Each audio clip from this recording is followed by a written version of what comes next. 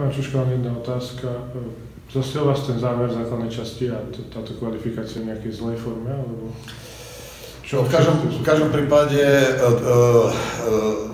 toto sú následky, lebo príčina bola úplne inde. Ja viem to pomenovať, ale samozrejme teraz to hovoriť nebudem, ale v každom prípade tá forma nebola optimálna a my sa trápili v koncovke a vidíte sami, aj v základnej časti nás držali brankári, veľmi dobre chytali a v tejto sérii to nebolo ono, tak ako tá forma aj hráčov.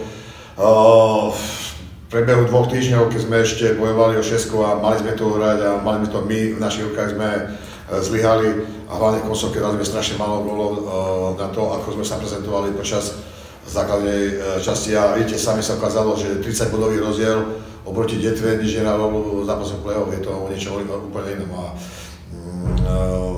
ďaleko ja som čakal od hráčov, ďaleko viac, pretože ukázali v tej prvej časti, základnej časti, že vedia veľký. Prenieslo sa to možno do tohto play-off alebo tej kvalifikácie, tá posledná prehra s Trenčínom? Viete čo, tá posledná prehra nie je, tam tých vecí bolo ešte ďaleko viac, čo sa týka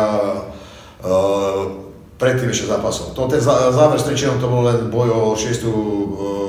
miesto, to sme prehrali a v koncovke zlyhali, sme prehrali 3-0, ale tam boli zápasy, ktoré sme mali uhrať.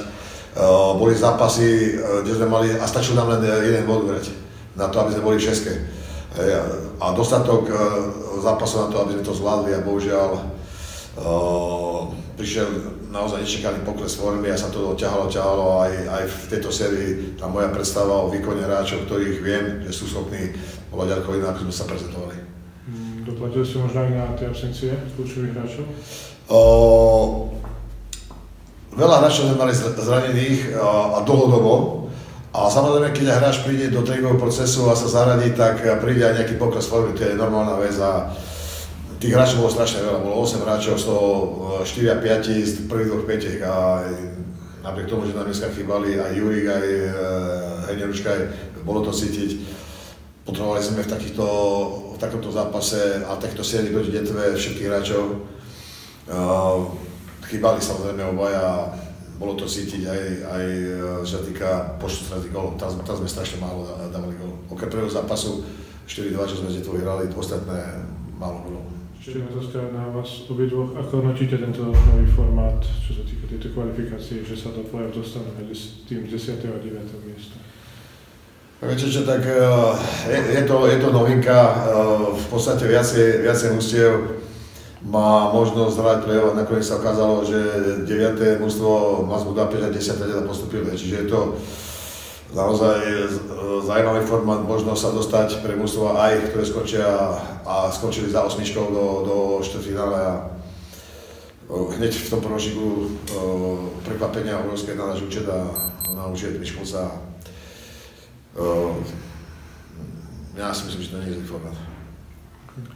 Já souhlasím s Milanem, já vlastně, co jsem trénoval Zlín, Chomutov a Třinec, tak tam už je to řadu let, že první desítka, není to kvalifikace, ale je to předkolo playoff, je to už playoff, protože pak je to hlavní playoff, ale toto je předkolo playoff, co jsme hráli se Zámkama a Miškol z Budapešti.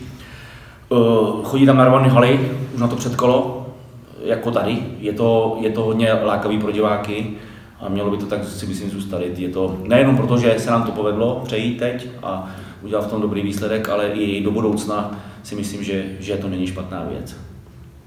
Akorát v Čechách je to tak, že jsou dva zápasy a je tam 2 dny volno, tady jsou 2 zápasy, den volno, 2 zápasy, den volno, že vlastně je tam minimum, ale tak se to rozhodlo, je to pro všechny ty týmy stejný, takže.